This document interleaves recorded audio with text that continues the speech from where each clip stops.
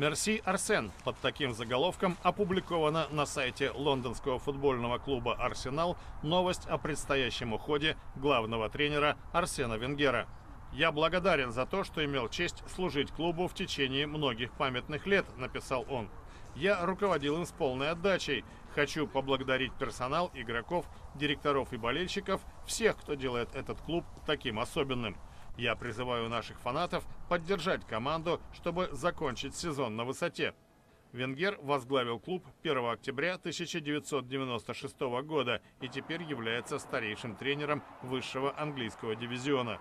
Под его руководством команда сыграла рекордное число матчей – 823.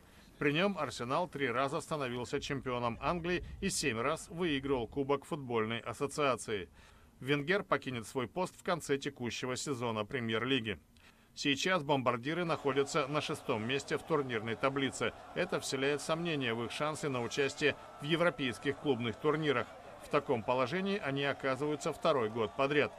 Хотя в прошлом сезоне «Арсенал» победил Челси в Кубке ассоциации, команда Венгера отстала от подопечных Антонио Конте на 18 очков в чемпионате Премьер-лиги.